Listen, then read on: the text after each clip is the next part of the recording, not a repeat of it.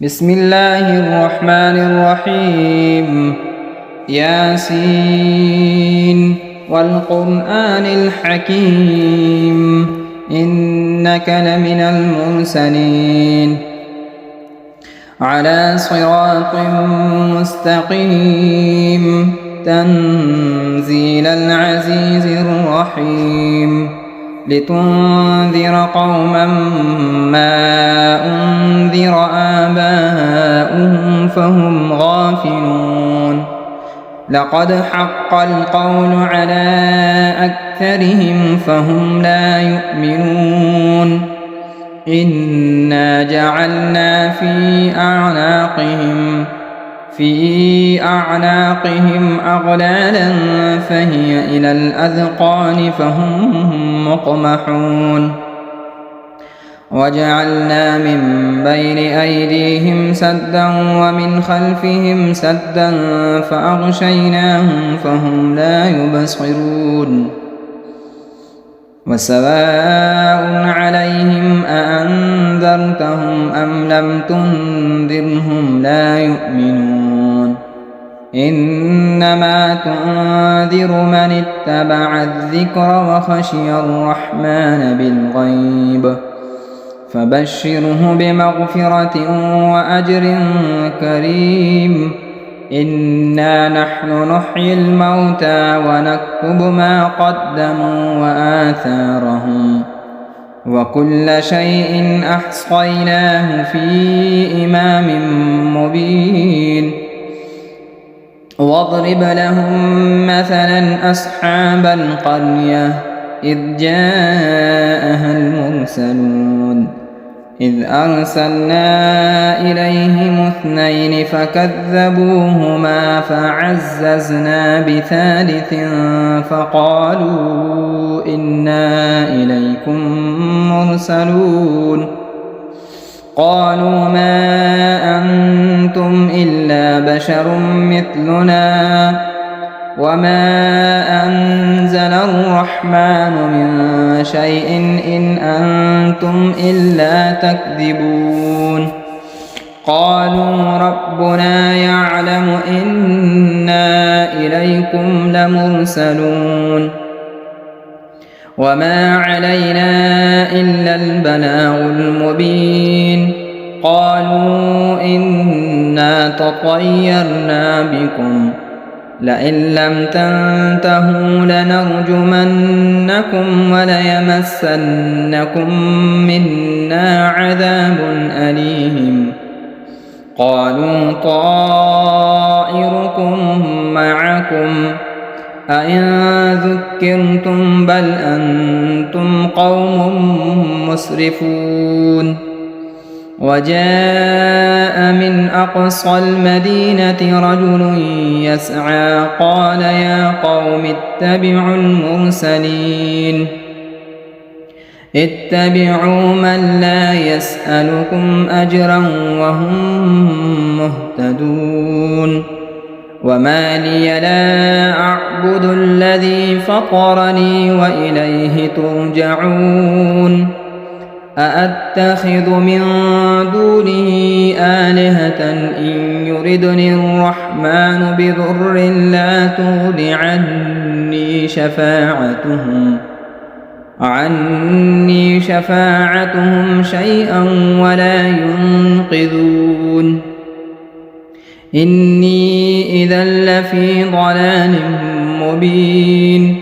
إني آمنت بربكم فاسمعون قيل ادخل الجنة قال يا ليت قومي يعلمون بما غفر لي ربي وجعلني من المكرمين وما أنزلنا على قومه من بعده من جند من السماء وما كنا منزلين إن كانت إلا صيحة واحدة فإذا هم خامدون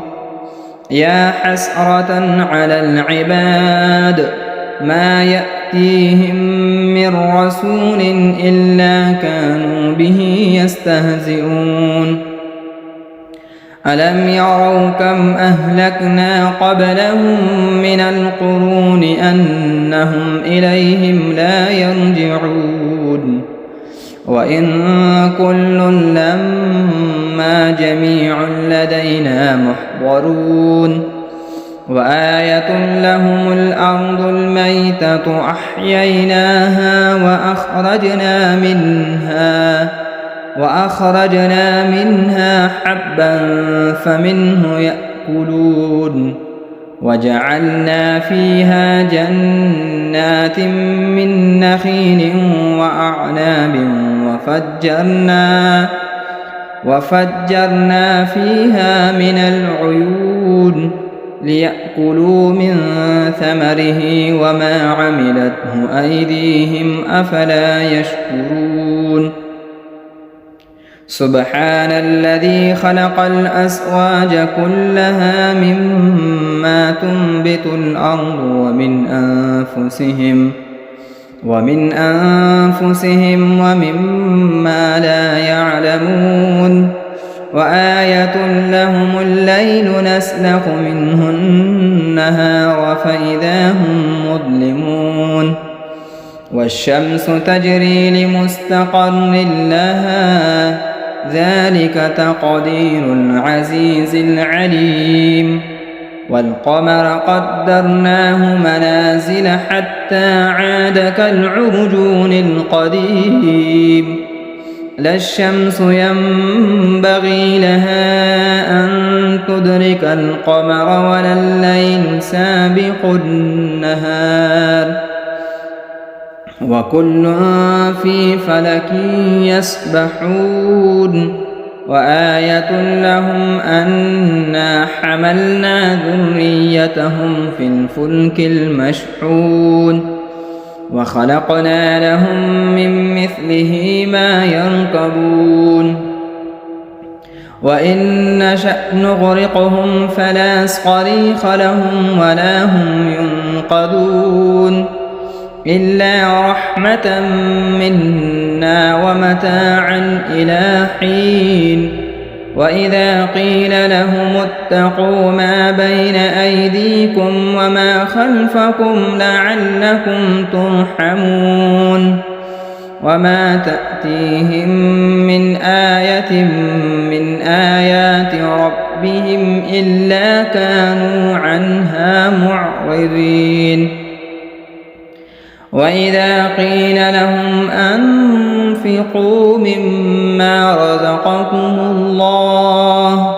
قال الذين كفروا للذين آمنوا أنطعم من لو يشاء الله أطعمه إن أنتم إلا في ضلال مبين ويقولون متى هذا الوعد إن كنتم صادقين ما ينظرون إلا صيحة واحدة تأخذهم وهم يخصمون فلا يستطيعون توصية ولا إلى أهلهم يرجعون ونفخ في الصور فإذا هم من الأجداث إلى ربهم ينسلون قالوا يا ويلنا من بعثنا من مرقدنا هذا ما وعد الرحمن وصدق المرسلون إن كانت إلا صيحة واحدة فإذا هم جميع لدينا محضرون فاليوم لا تظلم نفس شيئا ولا تجزون إلا ما كنتم تعملون إن أصحاب الجنة اليوم في شغل فاكهون هم وأزواجهم في ظلال على الأرائك متكئون لهم فيها فاكهة ولهم ما يدعون سلام قولا من رب رحيم وامتازوا اليوم أيها المجرمون ألم أعهد إليكم يا بني آدم ألا تعبدوا الشيطان إنه لكم عدو مبين وأن اعبدوني هذا صراط مستقيم ولقد أضل منكم جبلا كثيرا أفلم تكونوا تعقلون هذه جهنم التي كنتم توعدون اصلوها اليوم بما كنتم تكفرون اليوم نختم على أفواههم وتكلمنا أيديهم وتشهد أرجلهم بما كانوا يكسبون ولو نشاء لطمسنا على أعينهم فاستبقوا الصراط فأنى يبصرون ولو نشاء لمسخناهم على مكانتهم فما استطاعوا مضيا ولا يرجعون ومن نعمره ننكسه في الخلق أفلا يعقلون وما علمناه الشعر وما ينبغي له إن هو إلا ذكر وقرآن مبين لينذر من كان حيا ويحق القول على الكافرين أولم يروا أنا خلقنا لهم مما عملت أيدينا أنعاما فهم لها مالكون وذللناها لهم فمنها ركوبهم ومنها يأكلون ولهم فيها منافع ومشارب أفلا يشكرون واتخذوا من دون الله آلهة لعلهم ينصرون لا يستطيعون نصرهم وهم لهم جند محضرون فلا يحزنك قولهم إنا نعلم ما يسرون وما يعلنون أولم ير الإنسان أنا خلقناه من نطفة فإذا هو خصيم مبين وضرب لنا مثلا ونسي خلقه قال من يحيي العظام وهي رميم قل يحييها الذي أنشأها أول مرة وهو بكل خلق عليم الذي جعل لكم من الشجر الأخضر نارا فإذا أنتم منه توقدون أوليس الذي خلق السماوات والأرض بقادر على أن يخلق مثلهم بلى وهو الخلاق العليم إنما أمره إذا أراد شيئا أن يقول له كن فيكون فسبحان الذي بيده ملكوت كل شيء وإليه ترجعون بسم الله الرحمن الرحيم الرحمن علم القرآن خلق الإنسان علمه البيان الشمس والقمر بحسبان والنجم والشجر يسجدان والسماء رفعها ووضع الميزان ألا تطغوا في الميزان وأقيموا الوزن بالقسط ولا تخسروا الميزان والأرض وضعها للأنام فيها فاكهة والنخل ذات الأكمام والحب ذو العصف والريحان فبأي آلاء ربكما تكذبان خلق الإنسان من صلصال كالفخار وخلق الجان من مارج من نار فبأي آلاء ربكما تكذبان رب المشرقين ورب المغربين فبأي آلاء ربكما تكذبان مرج البحرين يلتقيان بينهما برزخ لا يبغيان فبأي آلاء ربكما تكذبان يخرج منهما اللؤلؤ والمرجان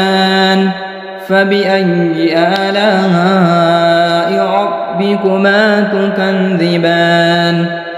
وله الجوار المنشآت في البحر كالأعلام فبأي آلاء ربكما تكذبان كل من عليها فان ويبقى وجه ربك ذو الجلال والإكرام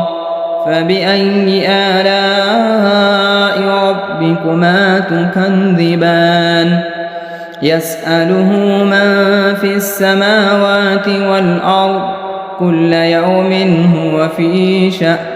فبأي آلاء ربكما تكذبان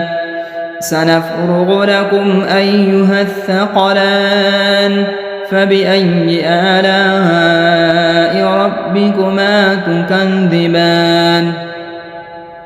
يا معشر الجن والإنس إن استطعتم أن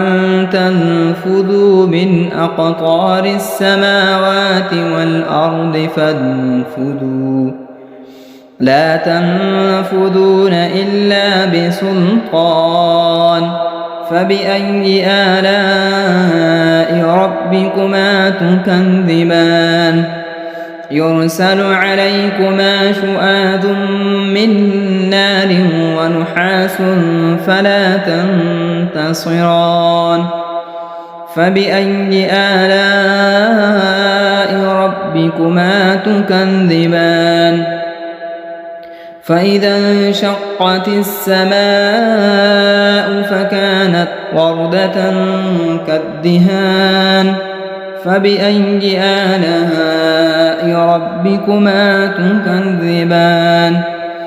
فيومئذ لا يسأل عن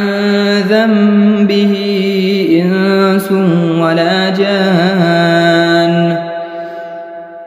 فبأي آلاء ربكما تكذبان يعرف المجرمون بسيماهم فيؤخذ بالنواصي والأقدام فبأي آلاء ربكما تكذبان هذه جهنم التي يكذب بها المجرمون يطوفون بينها وبين حميم آن فبأي آلاء ربكما تكذبان ولمن خاف مقام ربه جنتان فبأي آلاء ربكما تكذبان ذواتا أفنان فبأي آلاء ربكما تكذبان فيهما عينان تجريان فبأي آلاء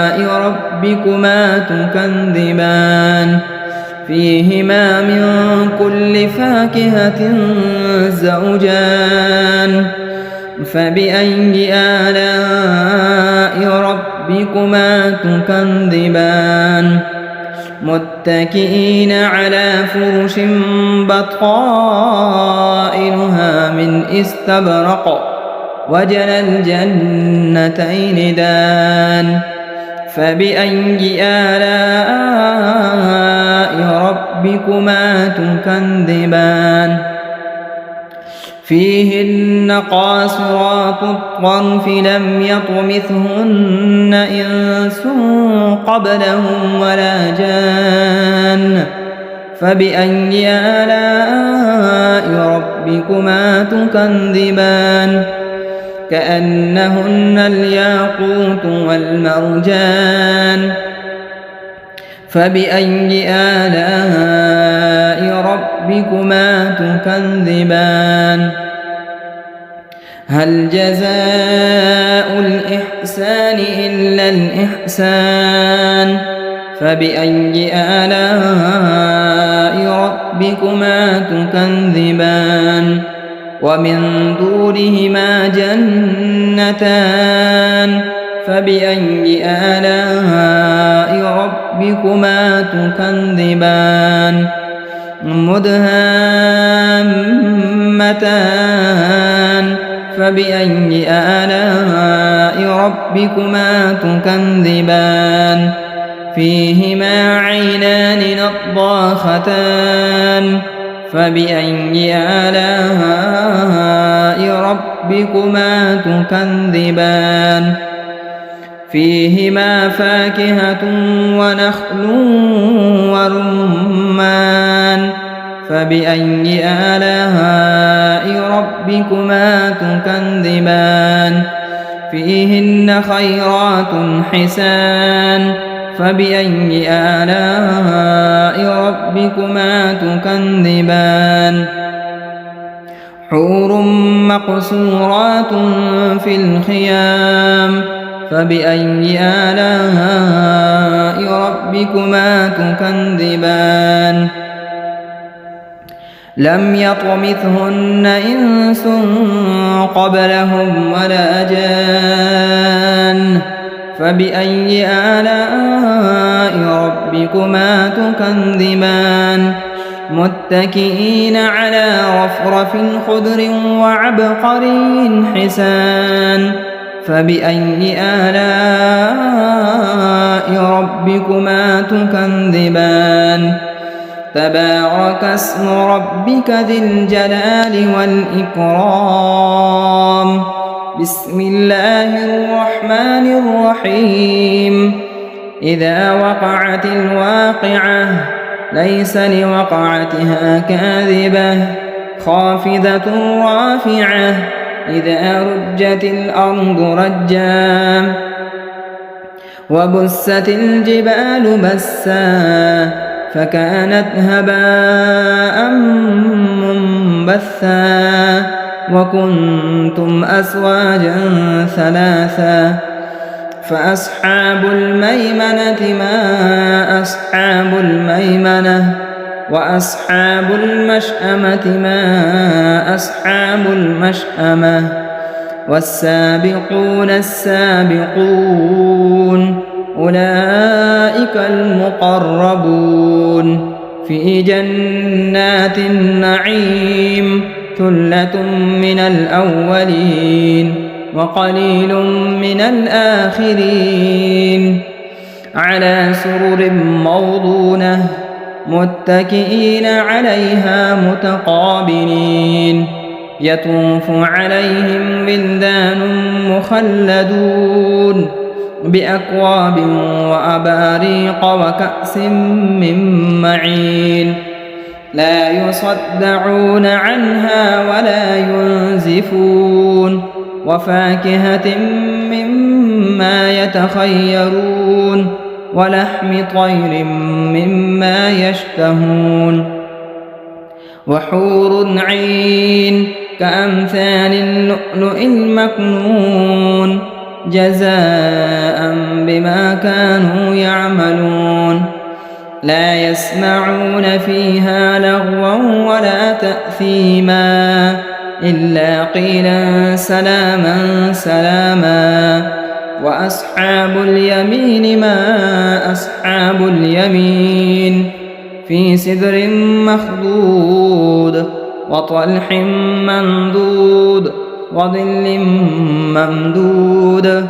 وماء مسكوب وفاكهة كثيرة لا مقطوعة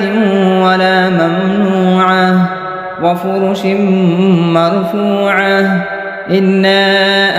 أنشأناهن إنشاء فجعلناهن أبكارا عربا أترابا لأصحاب اليمين ثلة من الأولين وثلة من الآخرين وأصحاب الشمال ما أصحاب الشمال في سموم وحميم وظل من يحموم لا بارد ولا كريم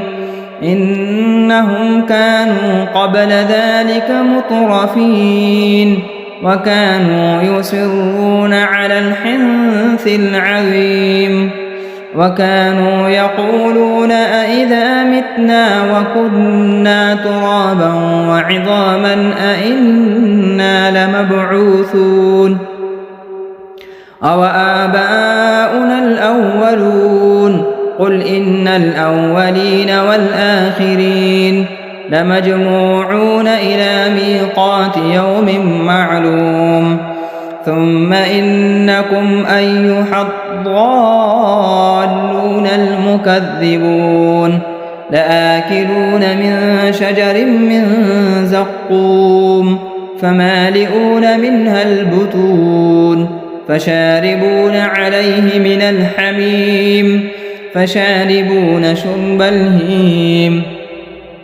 هذا نزلهم يوم الدين نحن خلقناكم فلولا تصدقون أفرأيتم ما تمنون أأنتم تخلقونه أم نحن الخالقون نحن قدرنا بينكم الموت وما نحن بمسبوقين على أن نبدل أمثالكم وننشئكم فيما لا تعلمون ولقد علمتم النشأة الأولى فلولا تذكرون أفرأيتم ما تحرثون أأنتم تزرعونه أم نحن الزارعون لو نشاء لجعلناه حطاما فظلتم تفكهون إنا لمغرمون بل نحن محرومون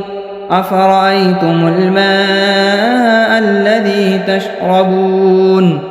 أأنتم أنزلتموه من المزن أم نحن المنزلون لو نشاء جعلناه أجاجا فلولا تشكرون أفرأيتم النار التي تورون أأنتم أنشأتم شجرتها أم نحن المنشئون نحن جعلناها تذكرة ومتاعا للمقوين فسبح باسم ربك العظيم فلا أقسم بمواقع النجوم وإنه لقسم لو تعلمون عظيم إنه لقرآن كريم في كتاب مكنون لا يمسه إلا المطهرون تنزيل من رب العالمين أفبهذا الحديث أنتم مدهنون وتجعلون رزقكم أنكم تكذبون فلولا إذا بلغت الحلقوم وأنتم حينئذ تنظرون ونحن أقرب إليه منكم ولكن لا تبصرون فلولا إن كنتم غير مدينين ترجعونها إن كنتم صادقين فأما إن كان من المقربين فروح وريحان وجنة نعيم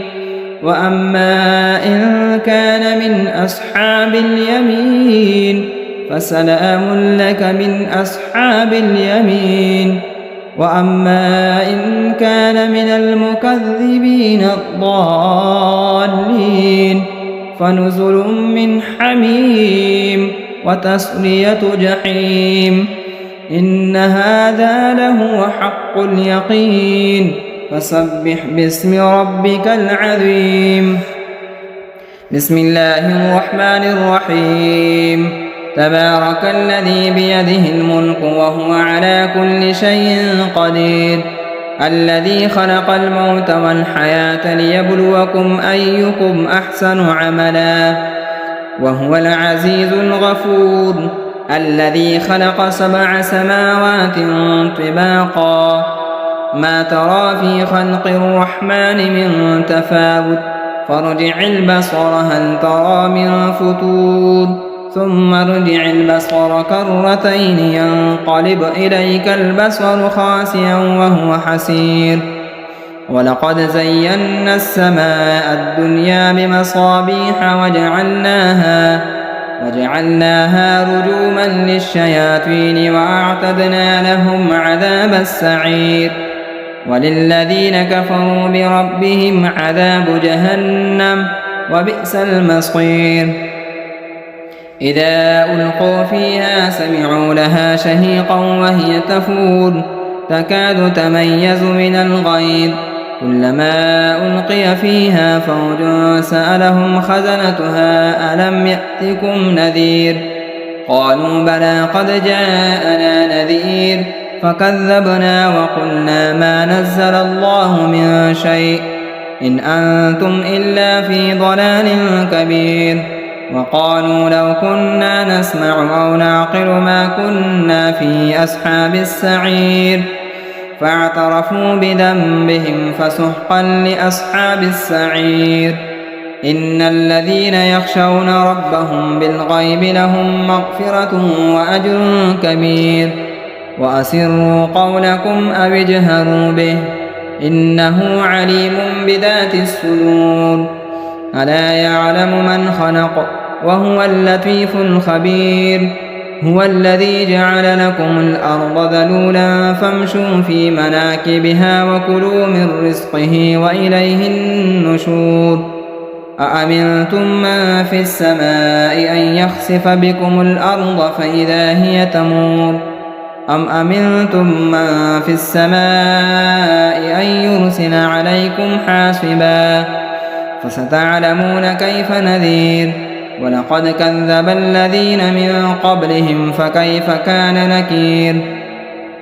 أولم يروا إلى الطير فوقهم صافات ويقبض ما يمسكهن إلا الرحمن إنه بكل شيء بصير أمن هذا الذي هو جند لكم ينصركم من دون الرحمن إن الكافرون إلا في غرور أمن هذا الذي يرزقكم إن أمسك رزقه بل لجوا في عتو ونفور أفمن يمشي مكبا على وجهه أهدى أمن يمشي سويا على صراط مستقيم قل هو الذي أنشأكم وجعل لكم السمع والأبصار والأفئدة قليلا ما تشكرون قل هو الذي ذرأكم في الأرض وإليه تحشرون ويقولون متى هذا الوعد إن كنتم صادقين قل إنما العلم عند الله